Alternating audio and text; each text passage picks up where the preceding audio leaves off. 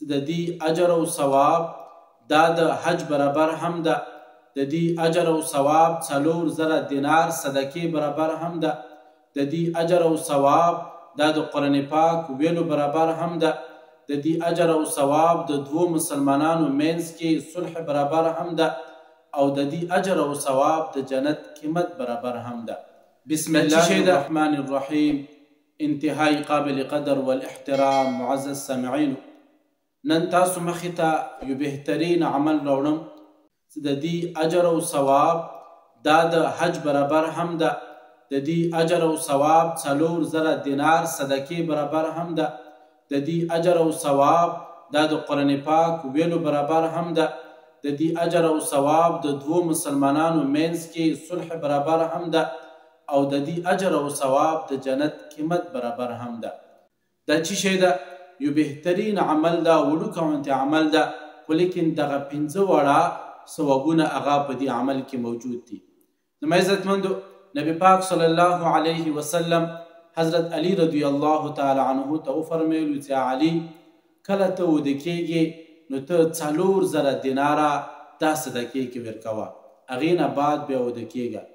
حضرت علی رضی الله تعالی عنه ته فرمایي چې یا رسول الله دا چې شی دی او څه طریقې سره؟ نبی پاک صلی الله علیه وسلم ته فرمایي چې علی کله ته وده کېږي نو ته 4 ځلې سوره فتحه یایه. سوره فتحه مو تاسو منځ کې یی الحمدلله رب العالمین الرحمن الرحیم مالک یوم الدین تر وللضالین پورې. دغه سوره فتحه 4 ځلې ته ویه نو گویا داسې شوه چې تا 4,000 دینار هغه صدقې کې ورکړل. دویم عمل نبی پاک صلی الله علیه وسلم ته ښیي چې یا علی کله ته وده کېږي نو وده کېدو نه مخکې ته روغ قرآن پاک یایه. حضرت علی رضی الله تعالی عنه ته فرمایي چې یا رسول الله دا به څه طریقې سره یی او څنګه به یی؟ حضرت نبی پاک صلی الله علیه وسلم ته فرمایي چې یا علی کله ته وده کېږي نو وده کېدو نه مخکې 3 پیرې سوره اخلاص یایه، هغه قل هو الله احد الله الصمد لم یلد ولم یولد ولم یکن له کفوا احد. یو څو سکنډه په لاګي دا یو 3 پیرې ته ویه نو گویا تا وده کېدو نه مخکې روغ قرآن پاک تلاوت کړلو. دریم نبی پاک صلی الله علیه وسلم ته فرمایي چې یا علی کله ته وده کېږي نو ته د 2 مسلمانانو منځ کې صلح وکړه. 2 کسان دي د هغوی زړونه هغه ناراضه دي، یو بل نه خفه دي، نو دغه 2 مسلمانانو منځ کې ته صلح وکړه.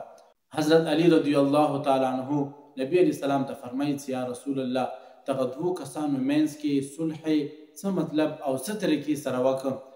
نبی پاک صلی الله علیه وسلم ته فرمایي چې یا علی چې کله ته وده کېږي نو وده کېدو نه مخکې ته 10 ځلې استغفر الله ربي من كل ذنب واتوب الیه. دغه کلمات دا ته 10 ځلې ویه، گویا تا د 2 مسلمانانو منځ کې صلح وکړله. همدارنګې نبی پاک صلی الله علیه وسلم یو بل عمل ورته ښیي چې یا علی کله ته وده کېږي وده کېدو نه مخکې د جنت قیمت ادا کا. نبی پاک صلی الله علیه وسلم څه کله دا جمله وفرمیله نو حضرت علی رضی الله تعالی عنه ته فرمایي چې یا رسول الله د جنت قیمت چې شی ده او څه طریقې سره ده؟ نبی پاک صلی الله علیه وسلم ته فرمایي چې یا علی ډیر آسان ده، چې هغه ما باندې 10 ځلې درود شریف ویل دي، چې هغه کوم یو درود هم مو تاسو ویلو صلی الله علیه وسلم لنډ درود، یا مو تاسو منځ کې کوم یی اللهم صل علی محمد وعلى آل محمد تر اخره پورې کوم درود مو تاسو یی، دغه درود یا بل یو درود گویا دغه انسان د جنت قیمت ادا کو. اخري نبی پاک صلی الله علیه وسلم ته فرمایي چې یا علی څه کله وده کېږي وده کېدو نه مخکې حج ادا کا. نو حضرت علی رضی الله تعالی عنه ته فرمایي چې یا رسول الله دا څه طریقې سره حج ادا کول شو؟ نبی پاک صلی الله علیه وسلم ته فرمایي چې یا علی کله ته وده کېږي وده کېدو نه مخکې 4 ځلې 3 کلمه ویه. هغه کلمه چې شی ده سبحان الله والحمد لله ولا اله الا الله والله اکبر ولا حول ولا قوة الا بالله العلي العظیم. دغه کلمه دا 4 پیرې ویه، گویا داسې شوه ستا وده کېدو نه مخکې حج ادا کړو. زما عزتمندو یو مختصر غونته عمل ده او ډیر زیات اجر او ثواب ده. مو تاسو ته پکار دادي چې دغه عملونه مو تاسو خوب نه مخکې کوو.